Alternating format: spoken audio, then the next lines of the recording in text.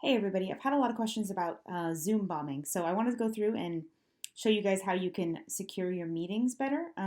The best thing to do first is to go and set up your default settings so that every time you set up a meeting, these will already be selected, so you don't have to do it each time.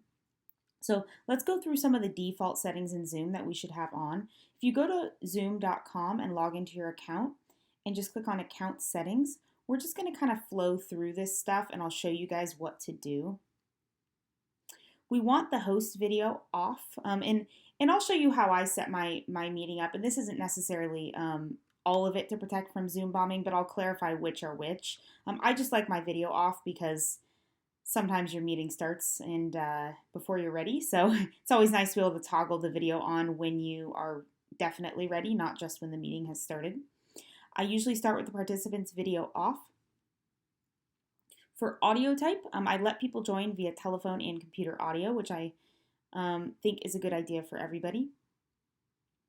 I do not allow participants to join before host, right? So that would be them congregating in the room waiting for you. Everyone should be able to join when you join. So that's going to be a safety feature that you want to include.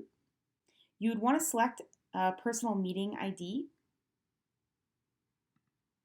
You can leave personal meeting ID off for instant meetings if you'd like. I think in general you should always be scheduling meetings rather than using your instant meeting room.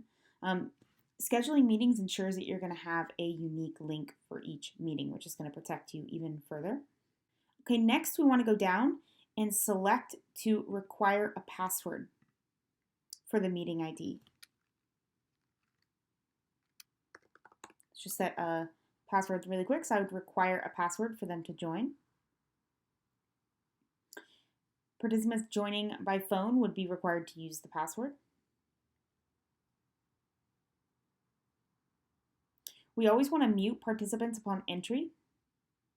Okay, that's going to allow us to have less chaos in our room. When everybody comes in at the same time and everyone is audio is on, it's going to be a little bit crazy, right? So we want to make sure that we mute people upon entry.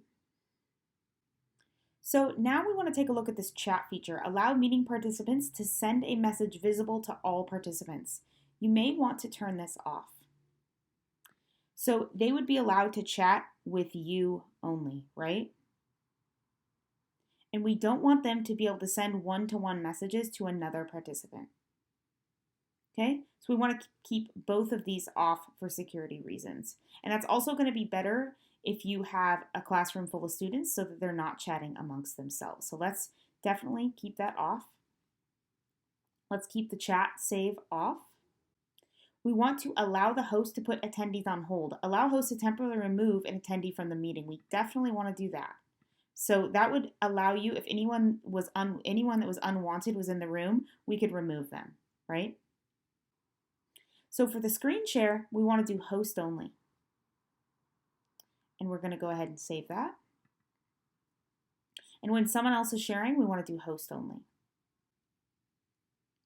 This is going to be up to you. This virtual background option is going to allow other users to replace their background with selected image.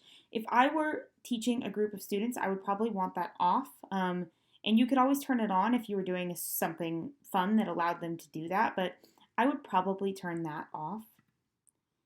The virtual background is let me just clarify that. The virtual background is what allows people to put a different pattern or video or image behind themselves, which can be fun if you're in a group of peers, but I could see that sort of getting out of hand. So I would go ahead and switch that off.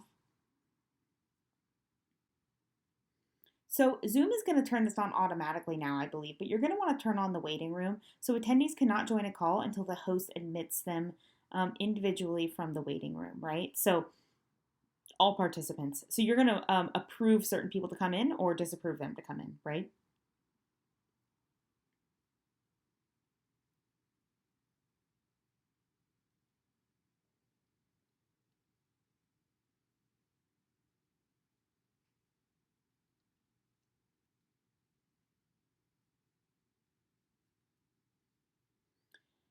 Okay, so these are the main settings that we want to tackle first. So just go through that with me and change all of those settings. And the next thing we want to do is if we go down to our Zoom app and we schedule a meeting here, I want to show you a couple of things. You always want to schedule your meetings so that you're going to get a unique meeting ID. So we would name our meeting here. You could generate the meeting ID automatically. Require a meeting password, set that password. Require that password, video off, participants off. Both can join.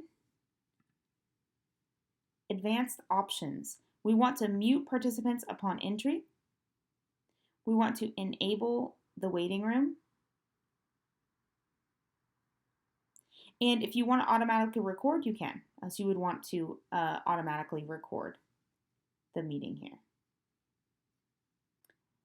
Okay, so this is going to be the best way to secure yourself against any threats of Zoom bombing. So go through those settings and then make sure to set up your scheduled meetings in this way, and you should be good to go.